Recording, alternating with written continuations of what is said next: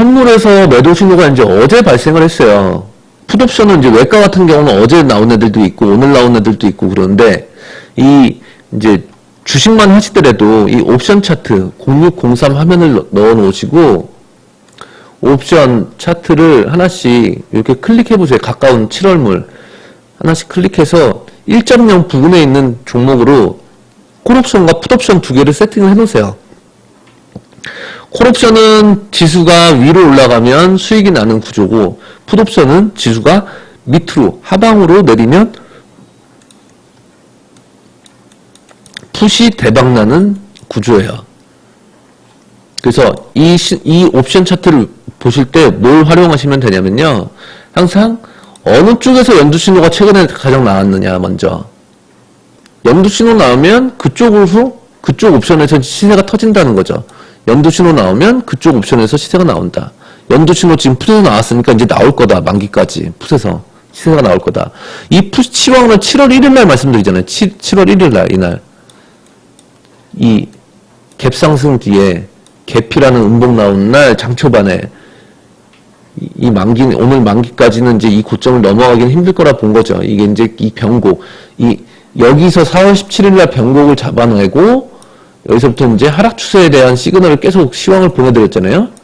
계속 그러면서 이제 여기 두 번째 신호 뜰 때부터 제가 축구의 그 후반전 휘슬에 대한 표현을 써드리면서 이제 바닥 거의 복숭아뼈까지 왔다. 지금 이제 반등권이다. 6월은 그 반등이 실제 나왔죠. 이렇게 반등이 나왔는데 이 반등의 끝자락 최고점에서 이제 또 변곡을 잡아낸 거잖아요. 그러니까 파동이라는 거는 항상 이렇게 그리면서 가거든요. 일직선으로 이 주식 차트든 그 지수 차트든 일직선으로 가는 게 아니라 항상 이렇게 파동을 그리면서 가요. 파동을. 이 파동이 기울기가 0 되는 시점, 여기가 이제 다 그 변곡이 되는 거예요. 변곡. 근데 먼저 이제 제가 매도 신호 나오기 전에 변곡을 잡아냈고 그 다음날 이제 매도 신호가 변곡을 잡아냈죠. 그래서 그러고 나서 지금 3일 연속 고점과 저점을 계속 낮추고 있죠. 이렇게.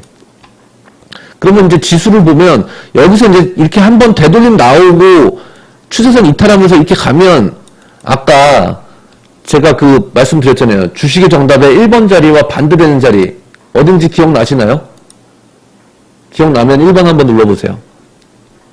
주식의 정답 1번 주식의 정답 자리의 반대 자리 그 자리가 여기가 되는 거예요. 결국. 근데 이제 이게 만기가 며칠 안 남았어요. 그래서 쌍봉을 찍고 만기까지 빼느냐 아니면 여기서 다이렉트로 빼느냐 이건 뭐 세력 마음이죠. 포지션에 따라서 주포들 포지션에 따라서 움직이는 건데 일단 저는 이 고점은 이제 앞으로 넘기는 힘든다 보는 거죠. 이제 이 고점 넘기는 힘들다. 결국 이번 6월부터 제가 뭐라고 말씀드리냐면 향후 1년을 가늠할 수 있는 척도는 딱 하나다. 241선을 돌파하느냐 못하느냐. 양 지수 모두. 근데 못했잖아요. 결국.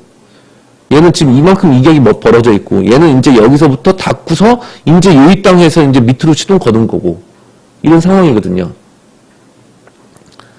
그래서 지수는 지금 되게 안 좋다. 안 좋은 상황에서 그 진주 같은 종목을 찾아내야 되는데 그 어떻게 찾아내느냐 오히려 더 쉬울 수 있다. 왜?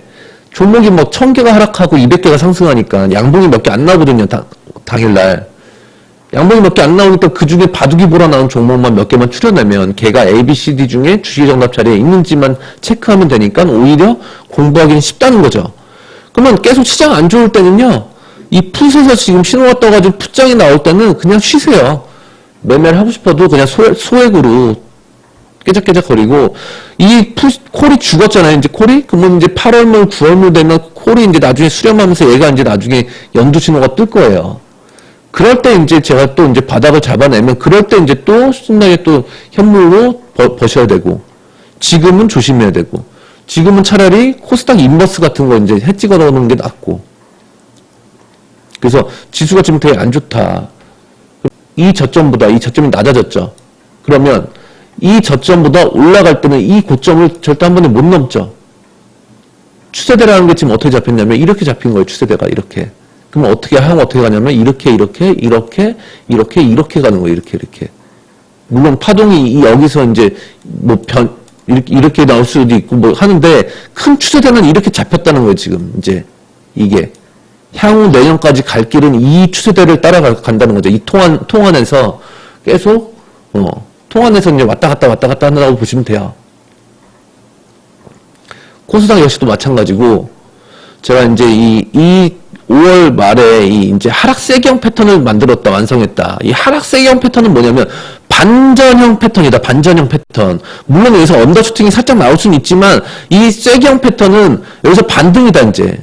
결국 수렴이 이렇게 했느냐의 차이일 뿐, 수렴은 똑같이 된 거다. 그래서 여기서부터 이제 반등할 거다라는 거 말씀을 드렸는데, 반등 실제 나왔죠. 나왔는데 여기서 이제 쌍봉을 찍었어요. 그래서 제가 이 쌍봉 찍을 때 계속 여러분들에게 어떤 걸 보여드렸을까요? 여기서 이 쌍봉 이 구간에서 지금 계속 여러분들에게 뭘 보여드렸는데 계속 바로 코스닥의 개인들 매수세가 작년 1년을 보는 것 같다 지금. 맞죠? 개인들이 주구장창 사면 코스닥은 좋을 일이 없다. 계속 그 말씀 드렸죠. 이 쌍봉일 때 계속 그 말씀 드렸잖아요. 이 241선 1년을 가늠할 수 있는 향후 2020년의 6월을 대변곡으로 보고 있는데 이 향후 1년을 가늠할 수 있는 하나의 단순한 척도는 이거다. 241선 넘느냐 이번 반등에서 이 반등세에서 넘어가느냐 못 넘어가느냐 이게 가장 큰 척도다. 그러면 이거를 왜 그런 기준을 말씀을 드렸냐면 항상 주식이든 차트든 뭐든 이 하락 추세 B 구간이요. 어느 점을 깨고 나면 안 좋아요. 깨고 나면. 응? 깨고 나면. 어떤 사람은 이제 엘리베이터 5층에서 타고 내려와가지고 1층에서 내려서 이제 계단을 타고 이렇게 올라가는 사람하고 그 계단을 타고서 계속 이게 내려왔어요. 5층부터 지하 4층까지. 이 사람이 이제 다시 여기 얘가 갔던 이 자리까지 가려면 이 얼마나 큰 에너지가 더 소비 필요하겠어요. 결국 차트라는 거는 매수세와 매도세의 힘싸움이거든요. 힘싸움. 줄다리기 싸움이라고 보시면 돼요. 줄다리기 시합. 그렇기 때문에 이런 깨서는 안 될 라인을 깨고 나면 무조건 C 구간이 필요해요. C 구간. 여기서 바로 뒤로 막 이렇게 못 가, 이게. 그러니까 올 초에 제가 이 월봉 차트를 보여드리면서 어떤 말씀을 드리냐면, 이게 지금 작년이랑은 다르게 이제 현물 투자하기는 좀 더 나은 환경이 나올 거다. 이런 박스권이 나올 거라 본다. 코스닥도 마찬가지로.